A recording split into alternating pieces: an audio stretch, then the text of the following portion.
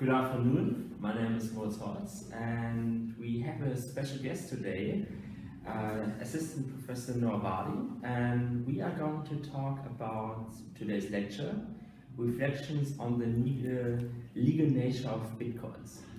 And I will first give you a short introduction into the topic and then we will jump right into the questions.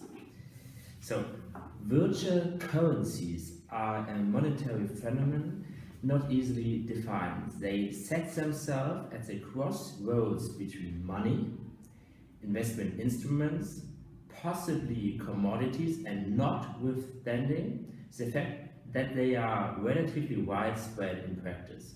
They are still lacking specific regulation in almost all legal systems. With this notion on hand, we are going to jump to the discussion.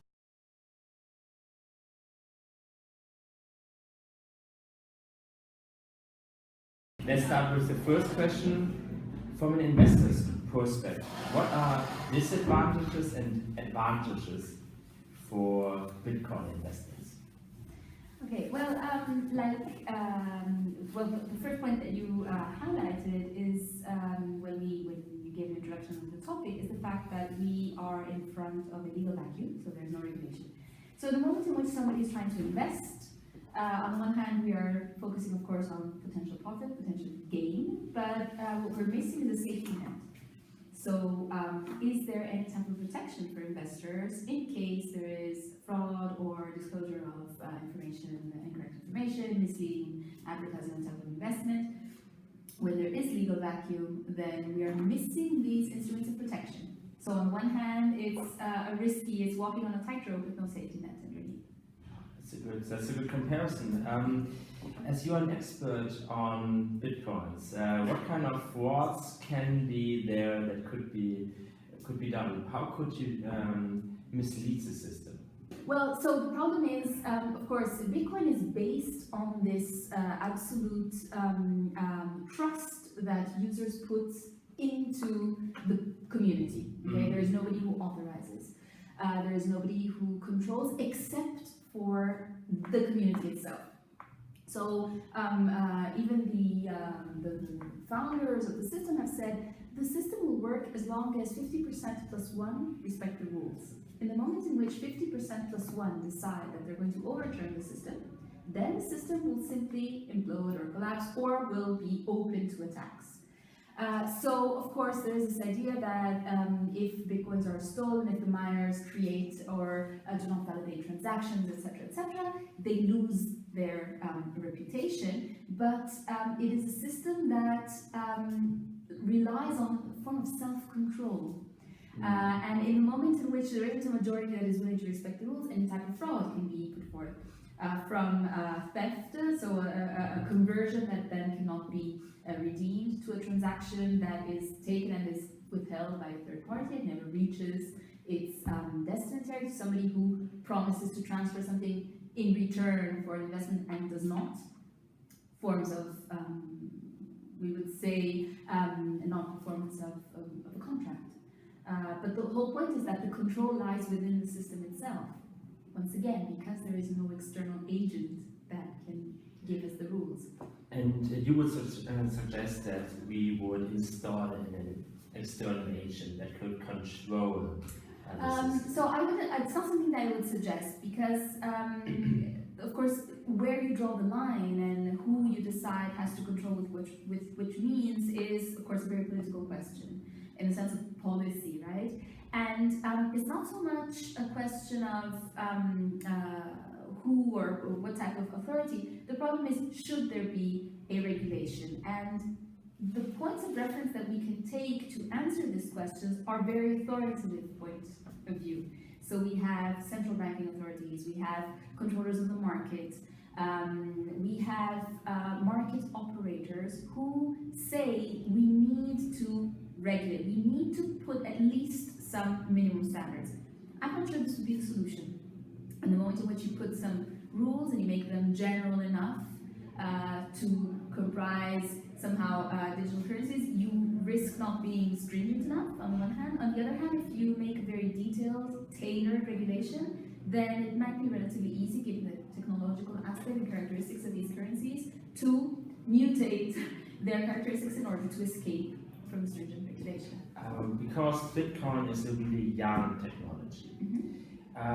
Let's jump into other technologies that has been in the market for a longer period. Let's look, for example, on Facebook. It's a platform which millions of people are using, and in the beginning it was quite not regulated, and today in many markets it's not still regulated, but still, when you look, for example, on Turkey, they recently shut down Facebook because saying that that recent propaganda could have been done over Facebook.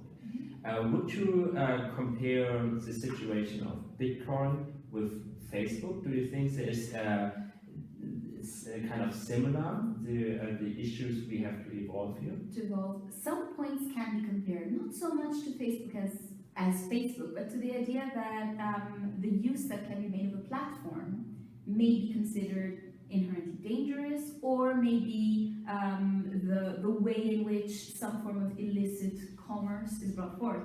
So we also have cases of political laws that outlaw the use of Bitcoin. China, Russia, Mexico, Thailand, they actually gave specific regulations in which they said the acceptance of these Bitcoins is against the law, is prohibited. So not a positive regulation, but rather a negative regulation. So there may be analogies, because in the moment in which there is a platform, then what takes place on the platform could potentially be against the law. Great, and when it comes to the question, who is gaining money from Bitcoin? Right now it's said that there's no group behind Bitcoin who is gaining money, but can Bitcoin be seen as a Ponzi scheme compared to other e-currencies, where a certain kind of people are gaining money from the devaluation of the currency? Well, I don't know, it depends what use is made of this. So, because, the Ponzi scheme has a very precise definition. You bring somebody in, and then it's a whole series of, it's a fraudulent scheme, basically.